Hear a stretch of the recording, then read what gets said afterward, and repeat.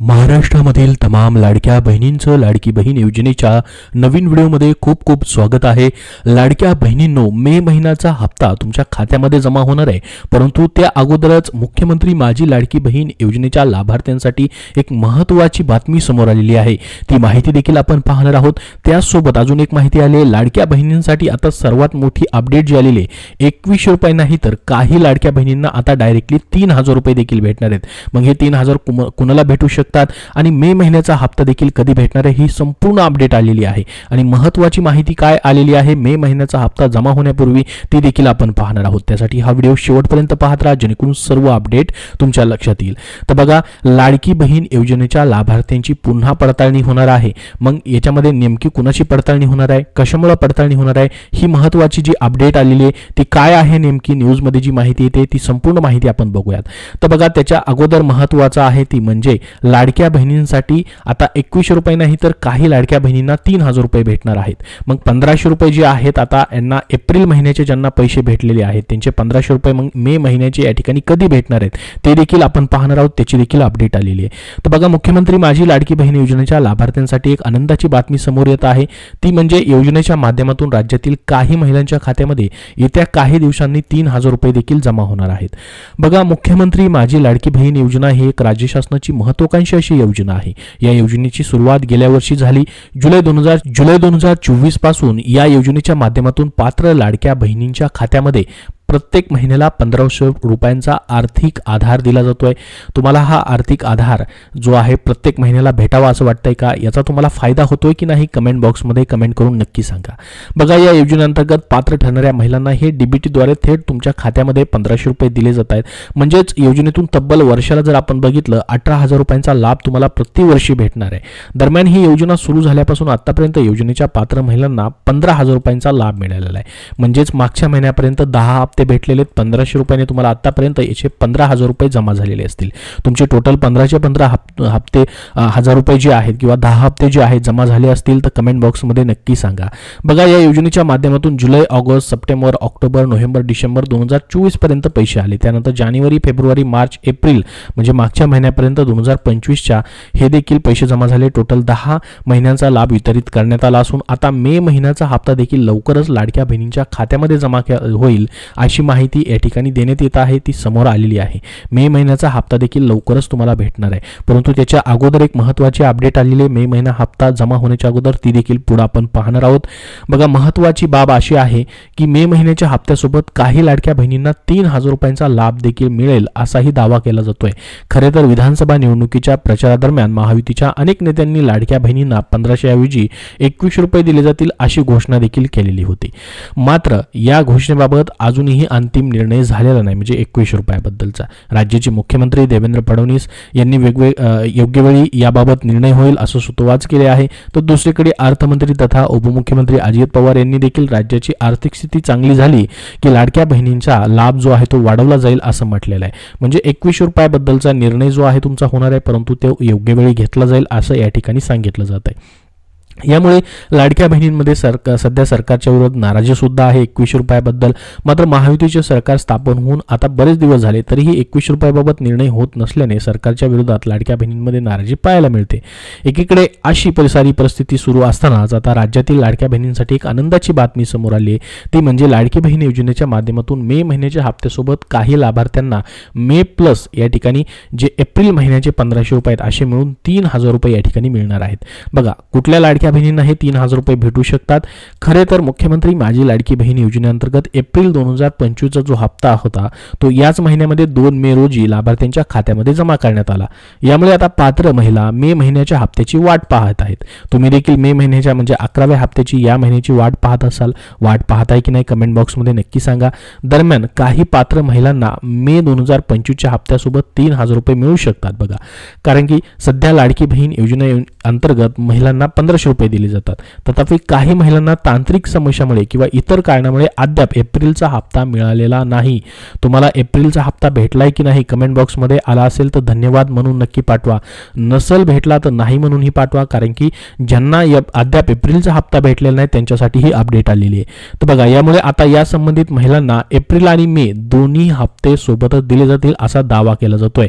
म्हणजेच ज्या महिलांना काही तांत्रिक कारणामुळे एप्रिलचा लाभ मिळालेला नाही त्यांना एप्रिल आणि मे अशा 2 महिन्यांचे 3000 रुपये मे महिन्याच्या म्हणजे या महिन्याच्या हप्त्यासोबत मिळण्याची शक्यता आहे। बघा, ही न्यूजमध्ये जी माहिती दिली ती आपण बघितलेली आहे की ज्यांचा एप्रिल महिन्याचा काही तांत्रिक कारणामुळे हप्ता भेटलेला नाही किंवा त्यांना पैसे दिले गेलेले नाहीत एप्रिलचे 1500 रुपये, ते 1500 रुपये प्लस हा मे महिन्याचा 11वा हप्ता ते 1500 असे मिळून त्यांना 3000 रुपये भेटू शकतात। ज्यांना पैसे आले नाहीत त्यांना, ज्यांना एप्रिलचे पैसे आले त्यांना फक्त मे महिन्याचे 1500 रुपये या ठिकाणी भेटणार आहेत। मग मे महिन्याचा हप्ता तुम्ही म्हणाल की कधी भेटणार, तर बघा एप्रिलचा हप्ता 2 मे रोजी पात्र महिलांच्या खात्यामध्ये जमा झाला, यामुळे मे महिन्याचा हप्ता अजून जून महिन्यात जाणार की काय असा सवाल तुमच्या मनामध्ये येणं स्वाभाविक आहे।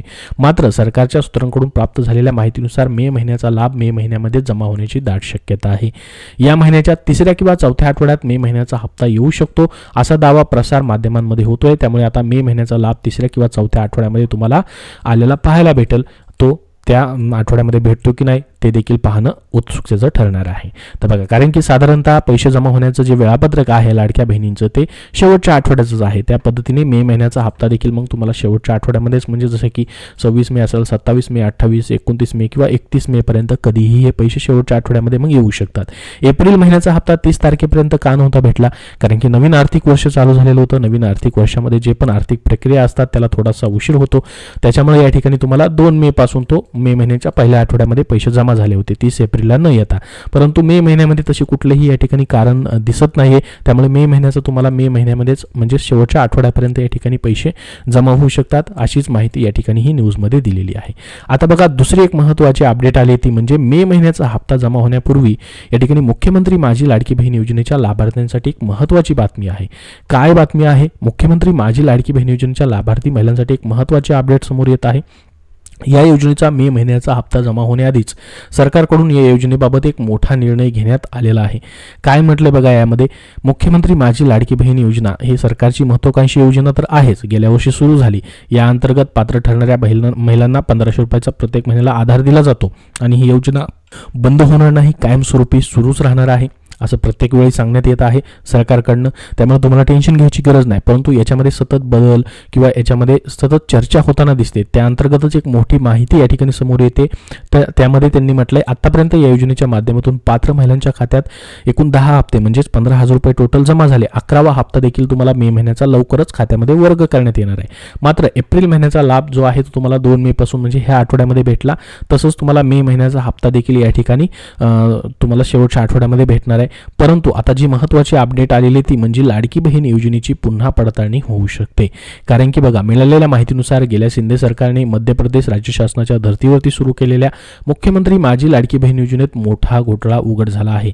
लाडकी बहीण योजनेसाठी पुरुषांच्या केवायसी कागदपत्रांचा गैरवापर करून सायबर व हवाला गुन्हे करणाऱ्या टोळीचा पर्दाफाश करण्यात आलेला आहे।